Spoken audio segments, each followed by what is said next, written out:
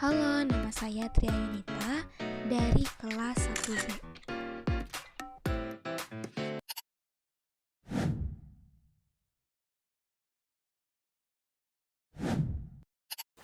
Bumi merupakan tempat kita berpijak yang senantiasa memberikan kita kehidupan, menyediakan segala kebutuhan yang merupakan kuasa Tuhan yang patut kita syukuri.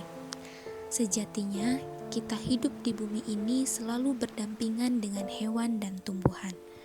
Manusia, hewan, dan tumbuhan merupakan makhluk hidup ciptaan Tuhan yang diciptakan untuk saling menjaga satu sama lainnya.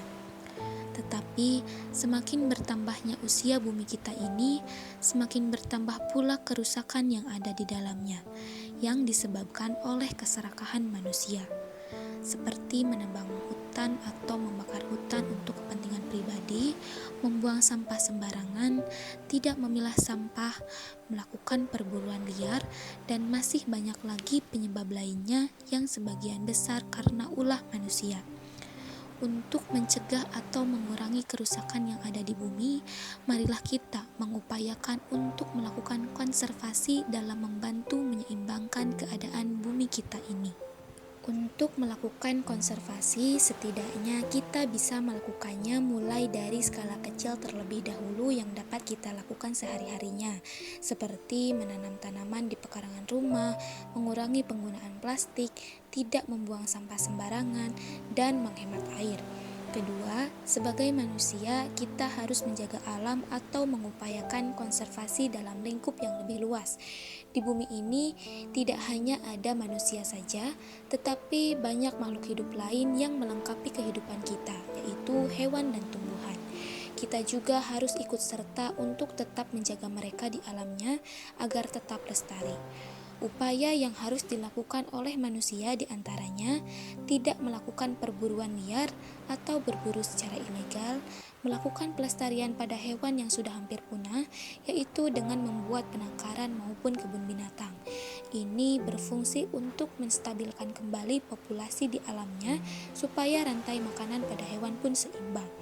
Begitu pula pada tumbuhan, kita sebagai manusia seharusnya tidak merusak atau menghilangkan hutan untuk kepentingan pribadi. Menjaga kekayaan flora dan fauna adalah tanggung jawab kita bersama.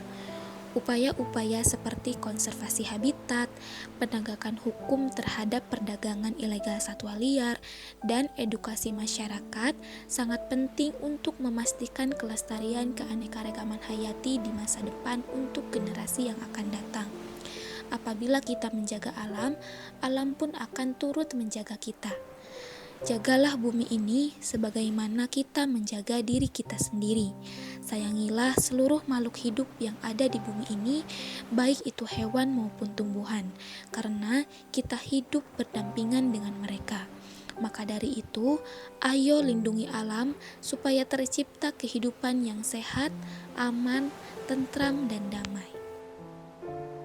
Hal tentang menjaga alam tercantum dalam surat Al-A'raf ayat 56 yang artinya, janganlah kamu berbuat kerusakan di bumi setelah diatur dengan baik.